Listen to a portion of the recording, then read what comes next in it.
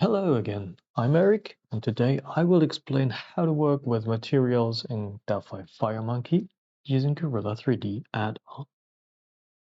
A material is a component that defines how the surface of a 3D object should be rendered. It's the bridge between the vertex data of a cube or a mesh and how the GPU interprets this data and produces the visual output. It contains information about the object's color, texture, opacity, shininess, and many other properties. But without talking too much, let's get right into the IDE. I have already prepared a scene with a viewport and a light. And in the component palette under Gorilla 3D Materials, you will find many new components. Gorilla 3D expands the set of available materials, making your developer's life much easier. You can still use the standard FMX material components, but with restrictions. Specifically, this means that the T-color material source or T-light material source are not fully compatible with Gorilla 3D rendering pipeline. This particularly affects transparency rendering or mesh instancing. But the integration and usage of Gorilla 3D materials corresponds to a standard FMX. We start by putting a sphere onto our viewport. And let's make our sphere bigger.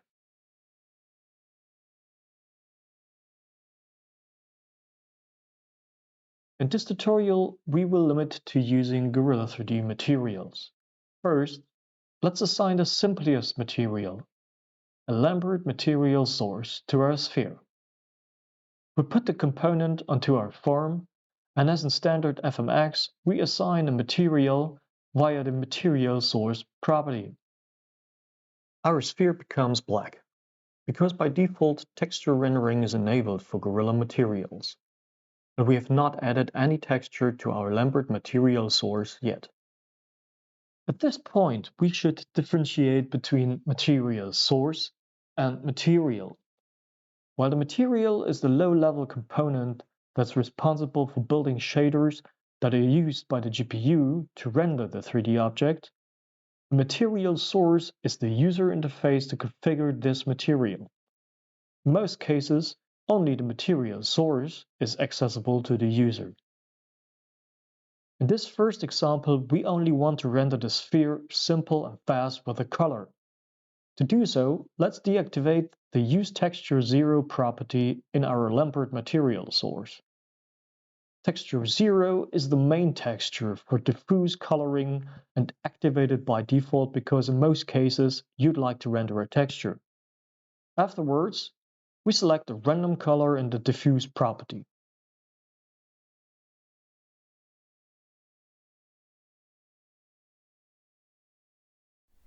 And let's start it.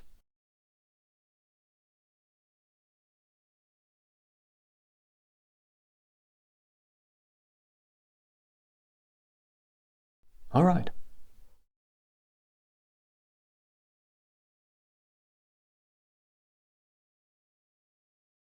In general, we have 4 types of colors: ambient, diffuse, emissive, and specular color. I won't go into more detail about color channel rendering. Please read more about this on the internet. There are numerous articles on this topic. We can control rendering by further options. The Use Texturing property will deactivate any texturing functionality, but be careful, only deactivate if you are sure what you're doing because it can produce shader exceptions. Use Lighting will deactivate rendering on the selected shading model, so we will receive a flat color result. Use Specular will deactivate specular highlighting used by our shading models. And Use Vertex Color will render the color contained in the vertex data, but carefully, not all vertex data contain some kind of color. Our sphere here has no vertex color, so the result would be black. Now that I have covered the basics of a material, let's take it a step further and add a texture. To do this, we reactivate the Use Texture 0 property. Now we can select the texture using Texture property.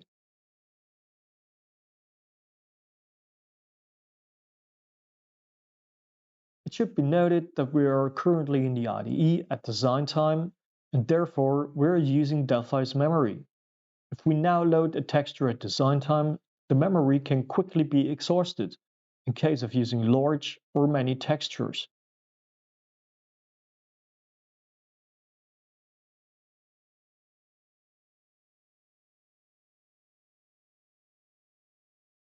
Remember that we have applied a diffuse color, which is now getting applied onto the texture color.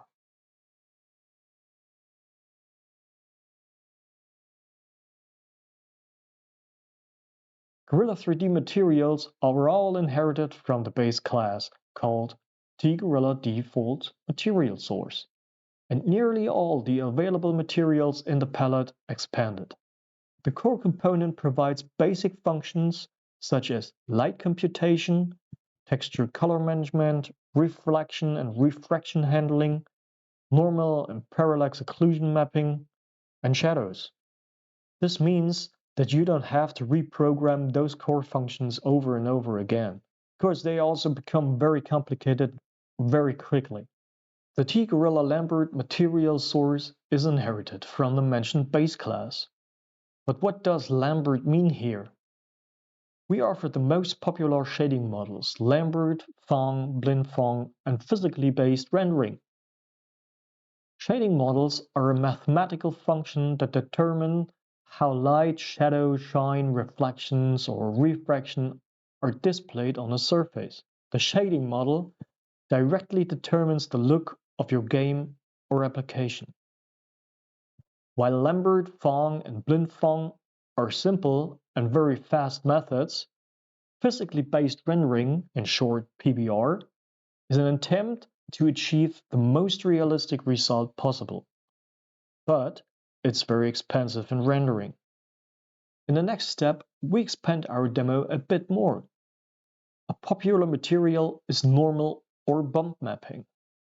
The term bump mapping material source is not entirely correct for the component here because the math behind is a little bit different. But for our presentation right now, it's a good example. Here we have a material with a diffuse texture, which provides the actual color of the surface.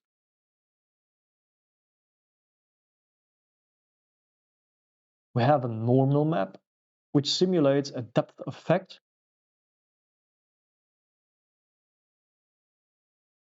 And we have a specular map, which provides slight highlights.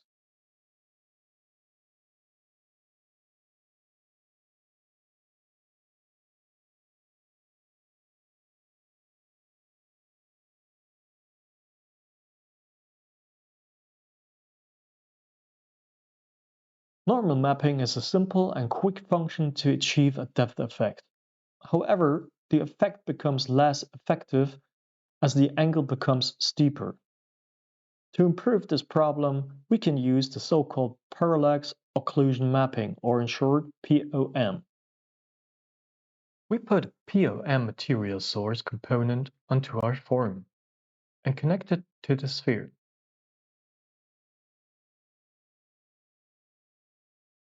Like in a normal mapping material, we should set up a diffuse texture at first.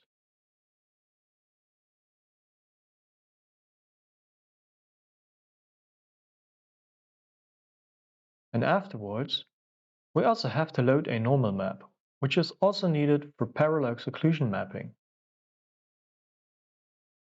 Then, a third texture comes in place, the parallax occlusion map. This texture is a height map that represents the elevation of the surface at each point. It shifts pixels in normal direction in a defined range, relative to the viewer's position. This creates the illusion of a more detailed surface. You can control the intensity of parallax occlusion by the normal intensity property.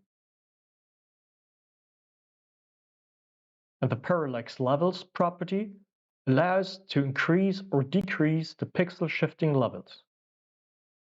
Okay, let's see how it looks in action.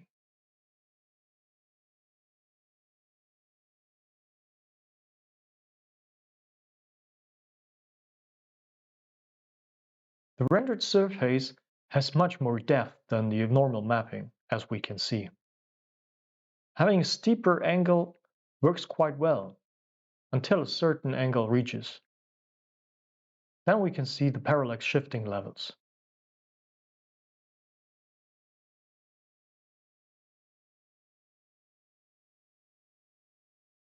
So let's switch back to our bump mapping material.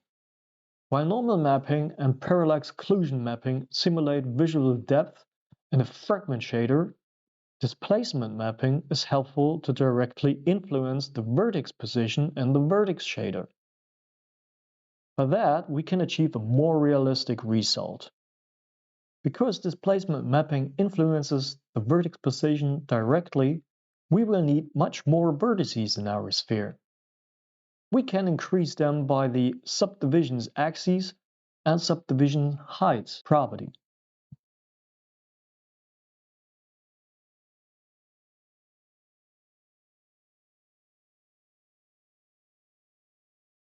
We now see real geometry without shifting levels or issues on steep angles. But like I said, you will need more vertices. Having the performance in mind, we should work at least with static meshing. For primitive components like the sphere, this is luckily enabled by default. A modern and very popular shading model is physically based rendering, or in short PBR. It is an approach to create realistic rendering by a complex rendering strategy. Let's put a PBR material source onto our form. Besides the already mentioned diffuse texture, normal map or parallax occlusion map, the displacement map or the specular texture, we need further information to produce a satisfying result. For realistic rendering, we will need roughness, metalness, and ambient occlusion. But at first, let's add a main color texture, also called albedo channel. For convenience, it's still accessible by the texture property. We need to ensure that the use PBR albedo texture property is activated for rendering. It might happen that not all PBR textures are always available for a material. Therefore, the Gorilla material has the option to activate or deactivate those textures for PBR rendering. Is a texture deactivated, the corresponding bias or color value will be used. Is it activated, bias or color value will control the intensity of the texture. The next texture we set up is the normal map, as we know. But always ensure you're working with the OpenGL normal maps instead of DirectX maps. Otherwise, the normal's direction will be mirrored. We then will add the parallax occlusion map. And we can use the height texture here. By default, parallax occlusion mapping is activated for PBR materials instead of normal mapping. You should always check which effect suits your needs better. Now, we're going to load the ambient occlusion map.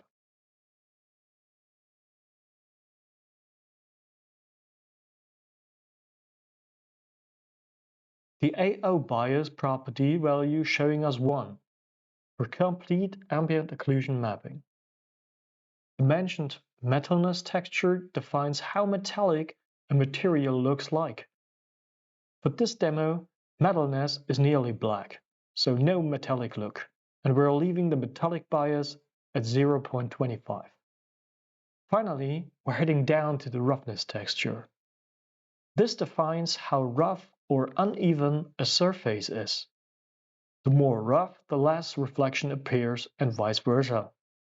In our example, we see a slight greyish look that seems to be quite rough. Sometimes it happens that there is only one texture file for metalness and roughness. Then you can use the same file for both textures, since metalness is taken from the blue channel and roughness is taken from the green channel of the pixel color. Alright, let's start the application and check the result.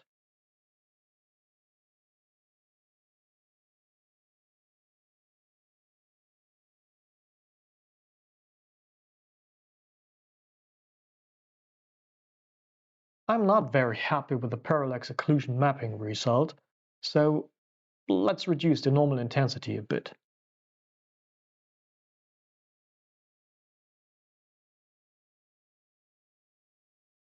And we're increasing the number of parallax levels to 32. Physically based rendering expects advanced lighting. This means the environment around the 3D object will be included in the material rendering, because even if we do not always realize it, the environment influences the appearance of a material. Roughness and metalness will control the influence of the surrounding on the material. But currently, our scene is just black around the sphere, so there would not be any surrounding. For a quick solution, let's add a procedural skybox.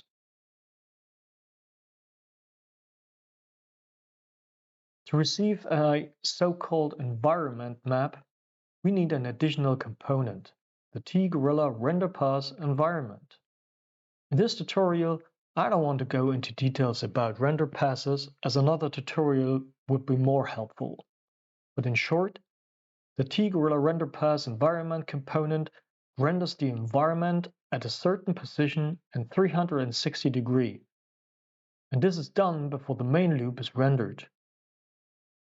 Additionally, our sphere needs to be excluded from rendering by adding it to the ignored controls property. Otherwise, we might receive a black result because we're rendering from inside of the sphere. We need to set the isDynamic and enabled property to true, because we want to update our environment on each render cycle. And each render pass needs to know its own viewport, so we're going to link both components. Afterwards, we link the render pass environment to our PBR material and activate the environment property. We can control reflections and refraction of the environment map by the reflection power and refraction power property. But in our case, we leave them at 0. Alright, let's start our application.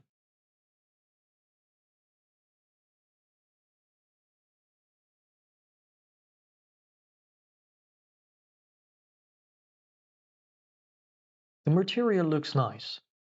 I really like the slight wet look. But I'm still not very happy with the parallax occlusion mapping on the sphere. Maybe we should try out normal mapping and displacement mapping. So head down to the Use Parallax Occlusion property and disable it. And we're clearing the POM texture because we don't need it anymore. When parallax occlusion mapping is deactivated, normal mapping will automatically be used in the PBR material. Next, we reset normal intensity to 1. And finally, add the height texture as a displacement map.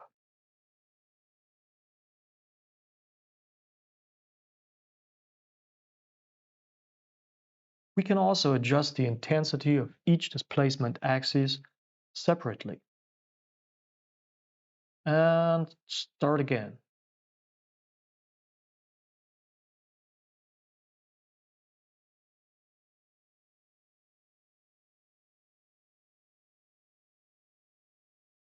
Now I'm very happy with the result. Textures are great and the PBR rendering looks very realistic.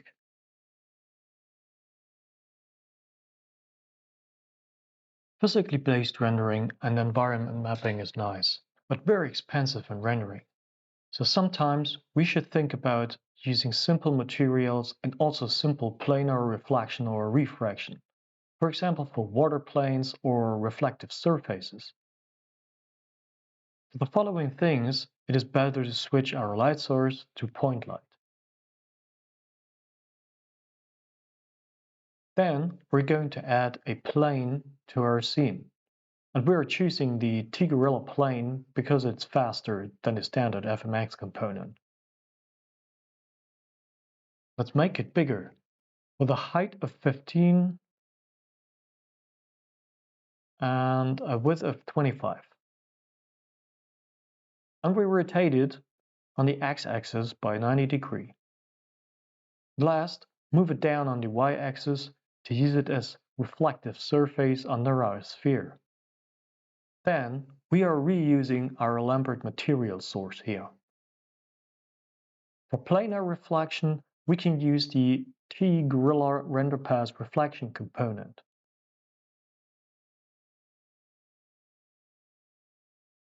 And like the environment render pass, we have to link it to our viewport. The reflection render pass component has a helper property called target to connect it to a visual component that represents the reflective surface. And if that component moves, the render pass will automatically be adjusted. So simply select our plane here. The render pass needs to know our mirror size. And because our width was 25, we just set this value here too. In the next step, we need to exclude the plane from rendering in the render pass. Otherwise, it will block the side, and the result is just black. After we have set up the reflection render pass, we're going to link it to our Lambert material source. Go to the reflections pass property and select the pass. Then activate the reflections property and set the reflection power to 0.5. We're done. So let's start and see the final results.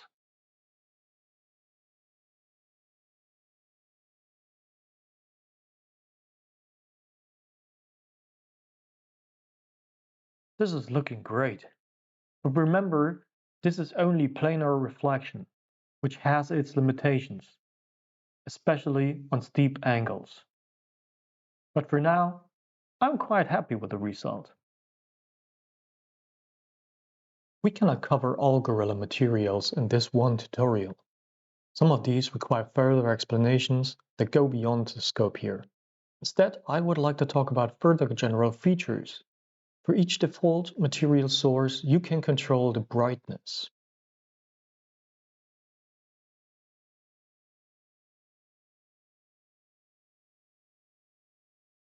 And you can control the shading intensity to adjust colors of your 3D objects.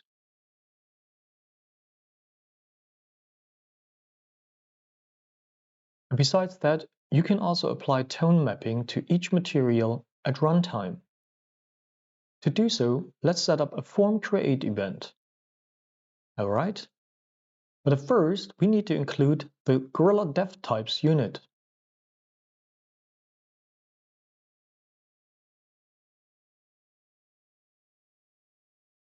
And then we type Gorilla Lambert Material Source 1 dot tone mapping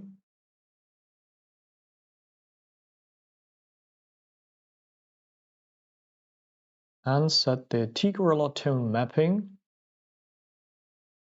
And as you can see, we have many popular tone mappings prepared for you. Let's choose the TM Uncharted 2 tone mapping here, developed for the game Uncharted 2, and start to see how this works in our scene.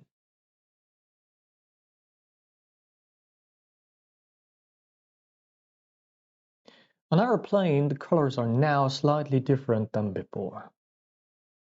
I previously mentioned the emissive color channel. Basically, you can just set the color in the material. But a special feature is that it is self-luminous. And just setting it doesn't make it glow. For this we need the emissive blur, or also called bloom effect. To activate it, we need to go to our viewport component and set the emissive blur property to a value greater than 0. Let's choose a value of 3 here. This setting here is the global luminosity, and only if this is enabled, emissive objects will glow. We then switch back to our PBR material and to the emissive color property. There we open up the color editor by double-click, and the red, green, and blue channels determine the color of the glow, while the alpha channel, on the other hand, determines the intensity of the glow for this particular material. So you can adjust the glow of each 3D object individually. Click OK, and run our application.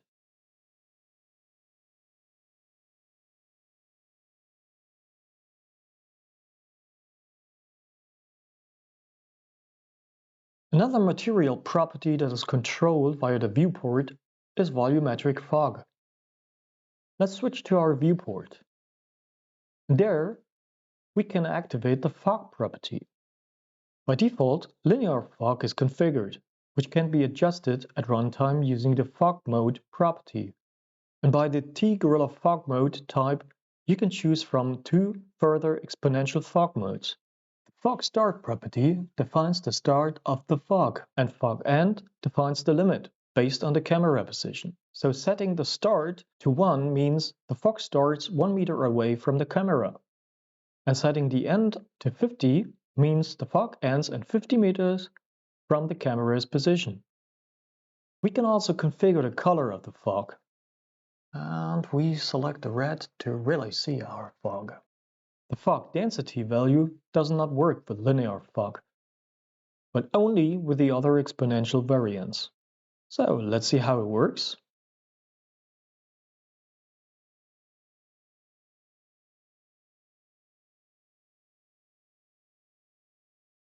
And as you can see, as we move in farther away, the object's fading away due to the fog.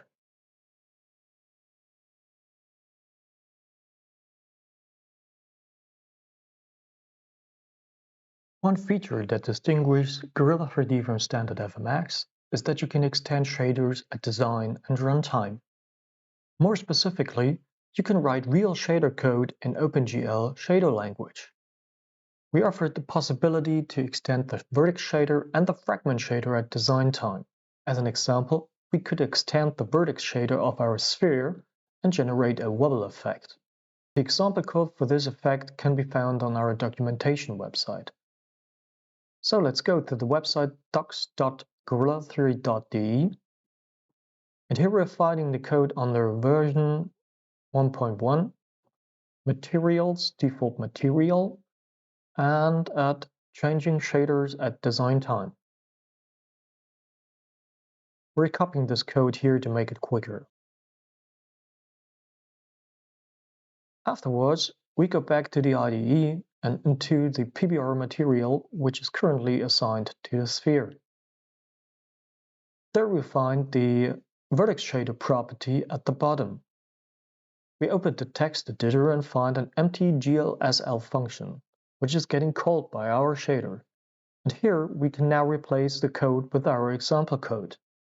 But it is important that the vertex shader function with thetlocals data parameter is always present. This function represents the entry point for our expansion. As in the example here, we can define additional functions.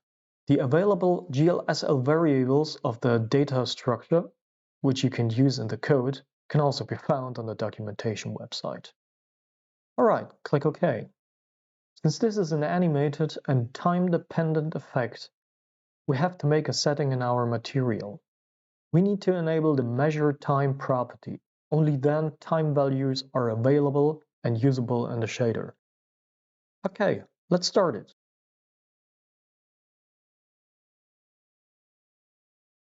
This looks quite interesting with the roots texture and the green glow. Okay. Since the vertex shader now works, let's have a look at the fragment, or also called pixel shader, and how we can modify that. We can easily cut out the sphere in a heart shape by using another texture. And yes, you can add further textures to default materials until a certain texture limit has reached. To start, we select our PBR material again. and go to Bitmaps property. Then we open up the collection and add a new texture. We have to name the texture, so let's call it mask texture.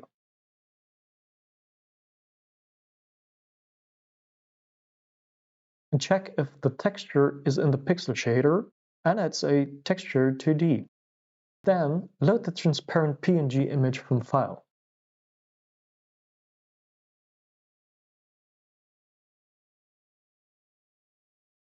Okay. Alright, close that. Then head down to the Surface Shader property and open the text editor. Like in the vertex shader example, you will see the Surface Shader function with the t-locals data parameter as entry point for our modifications. We want to use our mask texture as filter to cut out the surface in hard shape, so we can use transparency info of our mask image to cut out. Simply write float alpha text 2D. Now take care, due to FMX conventions we have to add an underscore prefix to our texture name, so it's underscore mask texture. Then we need the texture coordinate, and we only need the alpha channel. To cut out the shape, we detect if the alpha value is less than 0.1, and then we discard the fragment. Okay, oh, there was a mistake in our shader. But as you can see, you will also receive error notifications if something is wrong with your shader code. Oh, I see. It's not A, but alpha. Okay, and now start the app.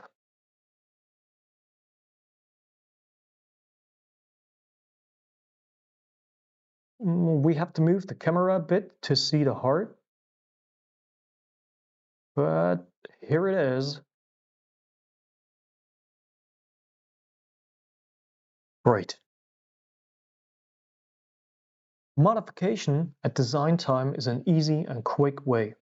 At runtime, we can also remove or replace parts of our node-based shaders, but this is another big topic I won't go into right now.